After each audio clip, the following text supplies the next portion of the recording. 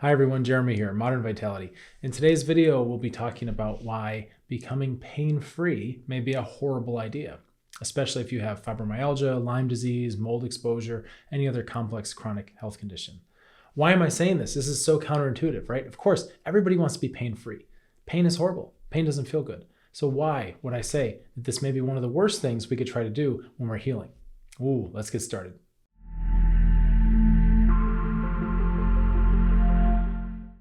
So just to be clear, pain is unpleasant, right? People don't like experiencing it. I understand. If we really love pain, I think there's something wrong in that direction where we just get attached to pain for pain's sake, like becoming a martyr or a masochist or something. That's not really what we're doing in terms of healing from complex chronic health conditions, right? That's not productive either. That's just a twisted archetype. We're just spinning our wheels around loving pain for pain's sake. That's not what I'm talking about in this video. And I know I'm making kind of an audacious claim like, hey, trying to get 100% pain-free may be actually a horrible idea.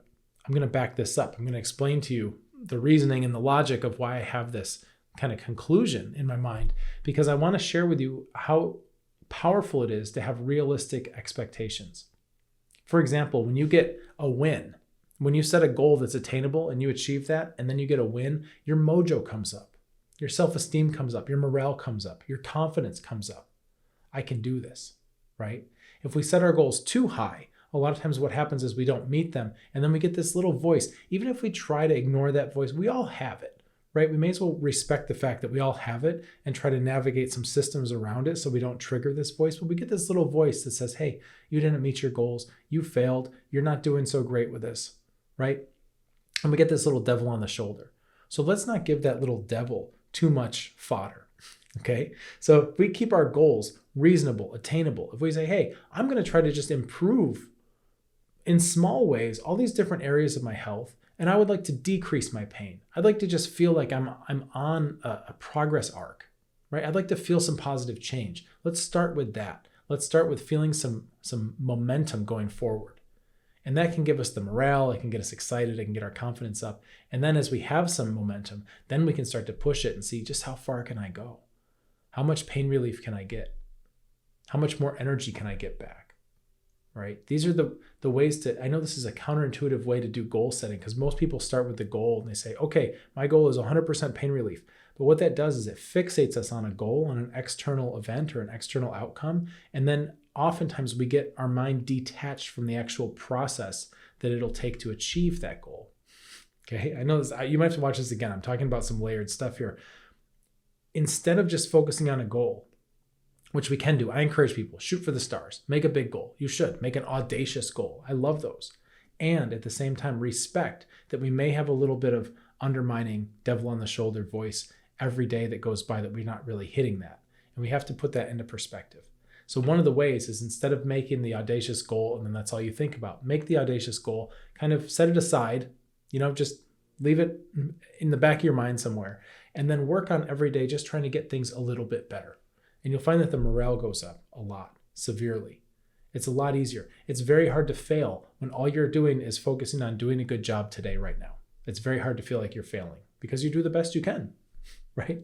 So there's one reason why shooting for zero pain relief all the way 100% for life, never want to feel pain again, it's not really the best idea because it doesn't take into account the natural human tendency to judge ourselves or be critical of ourselves. So we want to keep our morale up because that's what's going to keep us going for the long term. There's always going to be bad days, always going to be hard days, always going to be flare-ups. They will happen, right? If we have an arbitrary standard of 100% pain relief that we're always measuring ourselves against, it's hard not to feel like we're failing a little bit, right? Because this is real life. Also, people that don't have complex chronic inflammatory conditions, right, still feel pain. Okay, everybody feels pain. It's when it's at a certain point that's unmanaged and it's taking over your life, that's the threshold we need to dim down. We don't need pain to be 100% gone. You stub your toe, you don't feel it, right? No, you should feel it, right? That's how the coffee table tells you it's there, is because you stubbed your toe, right? That's the other part to this, the second part. Pain is a teacher. Pain is a signal. Just like when babies cry, it's not a fun thing to listen to, right? But that's not because babies want to be repellent. They send you a signal to your ears, the baby crying, and it's designed biologically to just activate something in you to make you want to change the situation, check the diaper, feed the baby, hold the baby, burp the baby, more clothes, tuck the baby in, right? There's certain things that the baby may be asking for. And if your goal is a 100% silent baby forever, then you would never know what the baby wants, right? So think about your body that way. The pain signals you're getting, it's your body talking to you. I've spoken in other videos about how to interpret this, how to decode pain, right? The signals you're getting from your body, they're meaningful. Your body's communicating things to you about your immune system, your digestive system, your neuroadrenal, your blood circulation. Your body's talking to you all the time. It's just a lot of times these signals aren't necessarily comfortable. We call that pain. So if you want pain to be gone 100% for life, then I would offer, there's not many real solutions for that except for being heavily, heavily medicated, heavily sedated, right?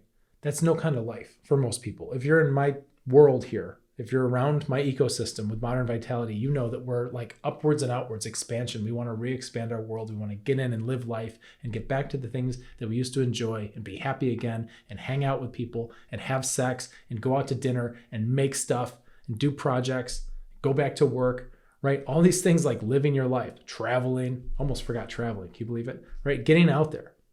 That's what we're trying to do. We're not trying to numb out. We're not trying to hide. So when we look at pain relief, yes, we want to relieve our pain, but not at the expense of numbing everything out. And that includes re-expanding ourselves into our own bodies. Part of our re-expanding world is re-expanding ourselves into our own bodies. We hide from our bodies when it hurts. We start to get withdrawn. Of course, it's understandable, the desire to just numb it out. I just need a break. I would love a break just to not have pain for a day, just so I can feel sane again. I get it. Nothing wrong with that. Long term, we need to learn how to work with our body system, right? So that we can have a dialogue with it. Just like when you have a baby and, maybe you're a new parent, baby's screaming, bah, bah, bah, bah, bah. I just need a break, right? You take the baby for a little while. Or, hey, the grandparents are here. You take the baby. I just need a break, right? That's fine. Take a short-term break. But it's not like, here, take the baby forever. You got to come back. It's your baby, right? You're going to come back and integrate with that baby. Sometimes you need a break. Same thing with your body. Sometimes you need a little break. Sometimes you need some pain relief. I get it. Sometimes you need symptomatic treatment. I get it. There's no judgment here whatsoever. The long-term plan, though, is get that baby back, right? Because it's your baby. It's your body. Get in there, get connected. And yeah, sometimes it hurts. Okay. Everybody has that. Sometimes it hurts. But what can we learn from that? What can we learn from the pain? What is the pain trying to communicate? What is the pain trying to teach us? Because sometimes the pain is your body talking about, hey, you have an active inflammatory process going on. You've got hidden pathogens that are running amok. That's why you feel these wandering pains, right? That's a lot different than a fixed, sharp stabbing pain somewhere in the ankle you broke 20 years ago. Or the neck injury from a car accident 10 years ago that still hurts. That's a different type of pain than a wandering pain. It's telling you a different thing. So just for example, like the neck injury thing, the old fixed stabbing pains, that's telling you more about blood flow in the area. That's telling you that area that was injured needs some more attention in terms of massage, herbs, liniments, heat, right? Things like that that'll help it start to get more and more blood flow. Hasn't fully repaired from an old injury.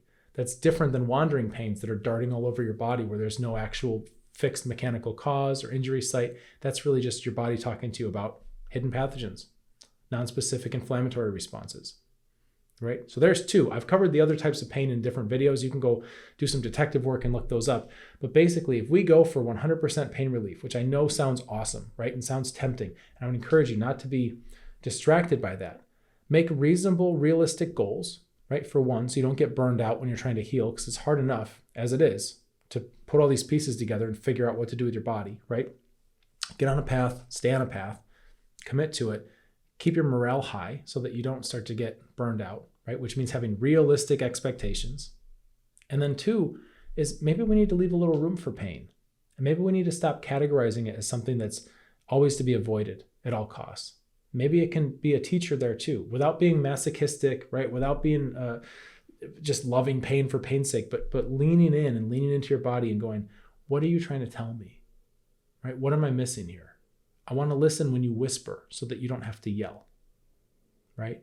Just like a baby. I want to listen to your body language so that you don't have to scream, right? That kind of thing.